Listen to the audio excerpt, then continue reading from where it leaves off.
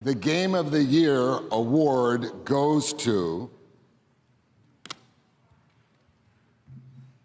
Garfield Kart Furious Racing.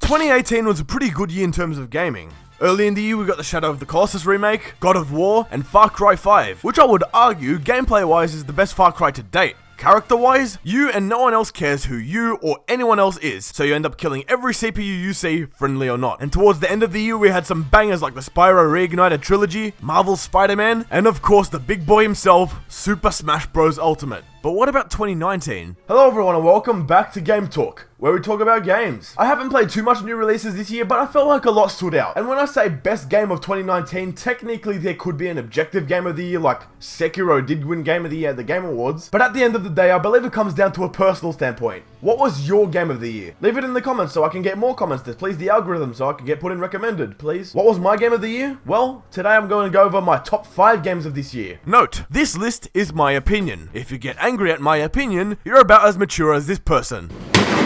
Fuck you! Also, I have not played all the games that came out this year. Games such as Star Wars Jedi Fallen Order. I personally don't have too much of an interest in Star Wars to play it. I also have not played Luigi's Mansion 3. I know, I hate me too. I also haven't played Pokemon Sword or Shield. I like Pokemon and all, I'm just not that keen on spending money on a game that I very well know I won't play very often. Correct. I'm a tight ass. Now the rules for this list is remakes and remasters are allowed, ports are not allowed. So I can't mention the Halo Reach / Master Chief Collection PC port, which I've been playing quite religiously. I just want the Haunted Helmet, send help, I have an addiction. Also games that came out late last year such as Smash Ultimate doesn't count as 2019 for me. So only expect games that released in 2019. Games that I want to mention that didn't make the list, Medieval the remake, definitely a remake done right in my opinion. And I know this game isn't really Game of the Year material, but Call of Duty Modern Warfare kinda separated itself from its predecessors and took me off guard. Not an incredible game, but better than I was expecting. And I also want to mention Leroy in Tekken 7, the original character DLC. It's not a game, but look at him, look how cool he is. But enough stalling, I don't have much time, I've got to get back to playing Halo Reach. Here are my top 5 games of 2019. Super Mario Maker 2. I never actually played the original, but I'm gonna tell you that Super Mario Maker 2 is one addictive game. More addictive than ripping a fat vape. 4 different generations of Mario styles being the original Super Mario Bros, Super Mario Bros 3, Super Mario World, New Super Mario Bros U, and an extra style, Super Mario 3D World. It's got an easy to learn and use system to create your own levels, a strong community behind the game creating new levels left, right, and center, being able to comment and interact with other users in the community, a campaign mode which consists of easy and difficult levels. There is just so much to do here. If you're a big fan of any Super Mario Bros game like myself, this is a must get. Even if you're not that into the idea of making your own levels, there is still a whole bunch of user created levels and a campaign mode to do. And trust me, there have been really interesting creations by the community. The game always gets constant updates as well. I know recently they added the Link power up which allows you to fire arrows and attack enemies with your sword. Though a lot of power ups weren't added into the game to begin with, such as the Ice Flower and the Penguin from New Super Mario Bros Wii, or other power ups that were added in to begin with such as the Mini and Mega Mushrooms. I can only hope they get added down the line. But nevertheless, there's not a lot you can't make in the Course Maker mode. You can make puzzle levels, speedrun levels, levels where you don't even have to move and the level does it for you. Hell, you wanna have a showdown with 3 flying fucking Bowsers? You got it, mate! But try not to piss yourself because this is scarier than anything I would see in Resident Evil. But as I said before, the Course Maker is very easy to use. On my first try with it, I managed to create something that wasn't a pile of used condoms. It's a very visual HUD, and even if you are having difficulty navigating it, there is a play guide that describes each individual button in a brief sentence or two. And the level you see me making currently is actually a level that you can play. It's called Quest for Coins. So far, no one has actually beat it. So if you have Super Mario Maker 2, here's the course ID, and tweet me a photo or send me the photo in the Discord, link in the description, if you actually beat it. This is a game for everyone, kids and adults alike. And not only is this a must get for Super Mario Bros lovers, but honestly, any Switch user at all. I guarantee you that this is a game that you'll be revisiting often because of how different each play session is for such a simple game being a 2D platformer. But yeah, Super Mario Maker 2 makes the 5th spot on the list, and honestly guys, there is one thing I genuinely dislike about the game. So you can actually add sound effects for certain stuff in the level, such as killing an enemy, hitting a mystery block, or reaching a certain area. You can allow a sound effect to play at a scripted time, but there is one sound effect that they didn't have, and it's... Damn, first it was... Yay, Luigi. Now it's...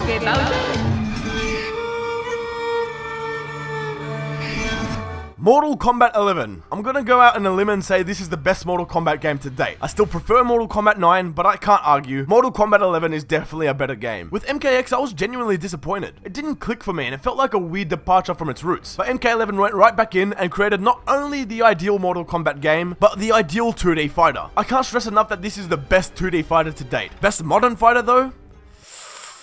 Nah. The characters to pick from in the roster are vastly different in their movesets, but at the same time keeps things simple for a fairly simple fighting game. I'd like to say the characters have vastly different personalities, but most of the time they're pretty black and white. Especially Noob. Get it? Because he has no color. The story was, well, decent. In terms of fighting game stories, decent, I guess. Got some guest appearances in the roster, such as the Joker and Arnold freaking Schwarzenegger. And the game looks spectacular. The models, the lighting, the environments, and specifically about how this game looks, what stood out to me was the animation. Absolutely gorgeous and true to life. I would show some of the fatalities, but last time I did that I got demonetized, but if you haven't seen them, look them up. They're surprisingly aesthetically pleasing. That or I'm a complete psychopath and enjoying watching people's limbs and organs falling off. But as I mentioned in my review of the game, there is one thing holding the game extremely back. Microtransactions. Hear me out, I'm not the type of person to flat out hate microtransactions altogether. I'm okay with them in free-to-play games, and as long as whatever the microtransactions are used for can be unlocked in game fairly easily. But here, I can't forgive them. I want you to picture this. I have spent $150 in this game, for the base game and the combat pack. The crypt is where you use coins and souls collected from fights and towers to open chests and get skins for your characters. But these coins and souls aren't the easiest thing to obtain, and most of the time you would get fuck all in chests. So the developers made a horrible compromise. Time crystals are obtained when leveling up. These are used to directly buy skins from a daily rotating store. Now where have I seen that before? Since you get a little amount of time crystals, you can buy them from the PS store. Well, that's exactly what I wanted. And what's worse is that if you look at the game for about 5 minutes outside the local fight mode, it is so easy to see that this game was clearly designed with microtransactions in mind. And that is horrible for a full price AAA game. There have been patches since launch making the Towers of Time easier and increasing the reward amounts, but it hasn't changed that much. But if you're a part of the majority of those who play Mortal Kombat and don't touch anything outside the local fight mode, you won't notice any of these issues. But MK11 otherwise is great and is the ideal modern 2D fighter, and if you're into fighters, I definitely recommend Tekken 7. I'm joking guys, I'm joking. I really recommend this game. I just can't believe they didn't add Shaggy into the combat pack. Death Stranding. No, this game is not a number one. It probably would have been if they chose the name Norman Reedus than the Funky Fetus. Not to say Death Stranding isn't spectacular. This game is spectacular. It's the best original game I've played in years. Now, I won't say too much about it because I genuinely don't want to spoil this game. This game is amazing. I want you to play it. And it can be broken down with different gameplay elements. Slow-paced walking and enjoying the scenery parts, fast-paced intense chase sequences, parts where you encounter enemies and take part in combat, a lot of cutscenes, side missions. Death Stranding has it all. But at the same time, Death Stranding is one of those games where I wouldn't exactly call it just a game. The game is more of an immersive experience, and it isn't the first game to do that. I feel the same way about Silent Hill 2. There is a game to it, it's a survival horror game, but at the same time, it's more of an experience of seeing things through different people's perspective. The town of Silent Hill is shown as a very bland, falling apart, deserted town. Then we realize that this is the only way that James, the protagonist, sees the town. I won't go into too much detail on why that is, but we know other characters like Angela, Laura, and Eddie see the town in different ways depending on their past choices. Silent Hill 2 is an experience of falling deeper and deeper into James's subconscious. Death Stranding also feels like an immersive experience. A very different one to what I just mentioned, but it's more of a futuristic, post-apocalyptic experience through the eyes of a certain individual with a deep past. Sam Porter Bridges, otherwise known as Mr. Daryl Dixon himself. This is a great game and it's so nice to see a new groundbreaking original release,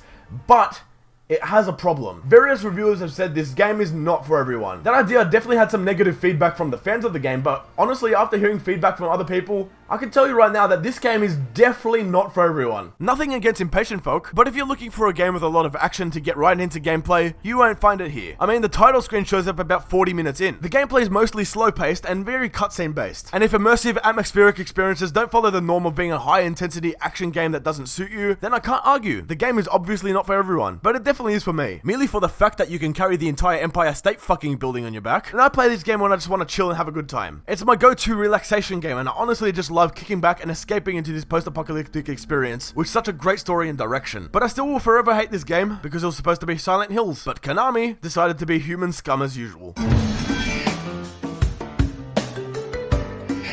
Crash Team Racing Nitro Fueled, otherwise known as the Dark Souls of kart races. Oh boy. Yep, fans of the channel, it's not number one. You surprised? If I had to sum up this game in one word, it would be impressive. I got extremely impressed even before the release of the game, realizing what was gonna be in it. The game is obviously a remake to the PS1 classic Crash Team Racing. It's got all the same tracks, characters, and story mode in there. I mean, they could have left it there. They didn't have to add more. But in this case, more is an understatement. We got all the characters, tracks, battle arenas, and modes from PS2's Crash Nitro Kart, plus a whole bunch of customization for your character such as recolors and costumes, kart customization with the chassis, paint jobs, wheels and stickers. The game created a much more competitive, higher skill-based kart racer compared to Mario Kart, which caters towards casual play. Not to mention that this game feels much more satisfying to play than the original by modifying the original's boosting system to make you feel more rewarded as you get better at the game. And no, I don't care what you say, it's not hard to learn. If you can't learn it, you're shit. They added a whole bunch of personality to the already existing characters who may have underperformed in the previous titles.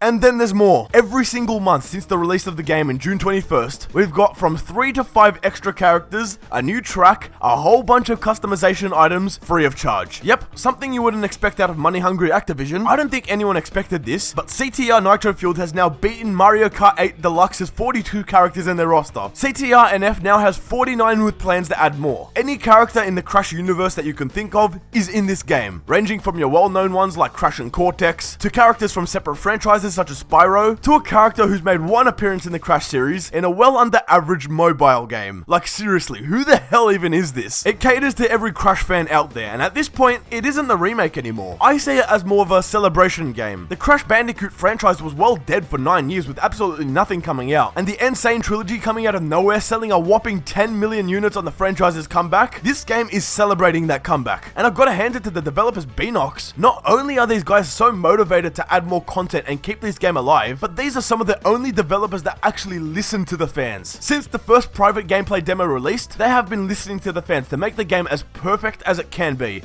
and they prevailed. Yeah, there's still some shitty things about the game, such as glitches, exploits, the unstable online mode, and Activision's dumb choice to add microtransactions in the game post-launch. Yeah, totally didn't see that one coming. But my reason for this game to be at the number 2 spot is the developers themselves and how this is the direction developers should take. Not only making a game to make money, but to make a game that you actually care about and listening to your target audience. That's why this game is nothing short of impressive. Now the moment you've all been waiting for. Number 1. What will it be? Well, I think it's pretty obvious, guys. Garfield Kart Furious Racing. Yeah, I'll do the real one now. Resident Evil 2. Now, what can I say about the Resident Evil 2 remake that hasn't been said already? I mean, I can talk about the cesspool of Mr. X Thomas the Tank Engine mods and Claire fucking Naked mods, but I won't. What I will say is that not only is this game a remake done amazingly right, but gives a direction towards the Resident Evil franchise and horror gaming itself. The game is definitely a remake as far as I'm concerned, though with the Resident Evil 1 remake, well, you can tell it's a remake. The atmosphere and mood has definitely changed, but feels roughly the same. But Capcom made a risky decision. They could have kept Resi 2 close to the original, but they decided to scrap the fixed camera angles and tank controls and choose to use a modern over-the-shoulder third-person shooter-esque style. Now, when I first heard about this, I was definitely concerned. But not only was I concerned, I had a feeling that the game might flop. But as we know, that was nowhere near the case. The game is no longer a remake. It feels too new and too polished. The visuals are some of the best in gaming, period. Correct lighting at every scene, character models and animation are way above par. Well, except Leon. And while the settings, characters, and base plot may be the same, the story took a dramatic turn. It's much more character-based this time around rather than event-based. And once again, an amazing decision because the story turned out so much better than expected, making it the best Resident Evil story in the entire franchise. The characters feel so real and the way they interact, bond, or flirt with each other has such a real energy. What can I compare it to? Death Stranding, maybe? It's too good. And hey, you know what? This is probably the scariest game in the franchise as well. The remake of the first Resident Evil will always scare me because of its dark atmosphere, but Resident Evil 2 scares you in a different way. Anxiety. The game knows how to make you anxious and it does it perfectly for multiple reasons. First off is of course ammo and item management. Always has been and always will be the main stressful element in survival horror games, but I don't like how they restricted ink ribbon usage to only hardcore mode. But then you have the monsters, like the Lickers, which are far more aggressive and fast compared to the original, but now they're blind. Navigating dark, narrow walkways with these things hissing at you as you try your hardest to get past them is just so stressful. But the biggest part of the game, the park that shocked absolutely everyone, especially those who played the original,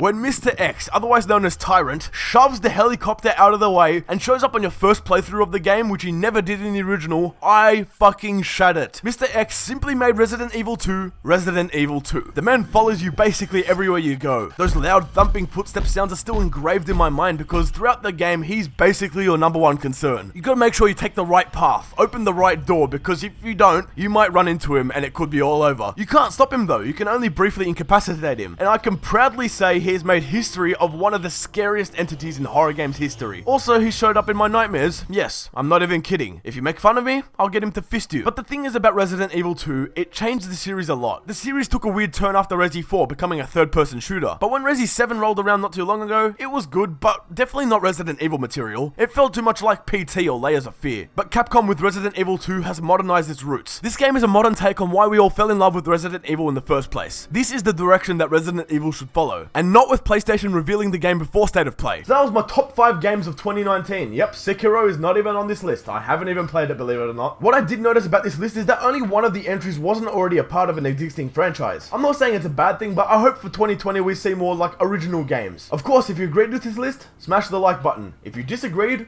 smash the like button. And don't forget to leave your game of the year or your top 5 list in the comments below. Thank you all so much for watching, and send me money so Garfield will finally love me again.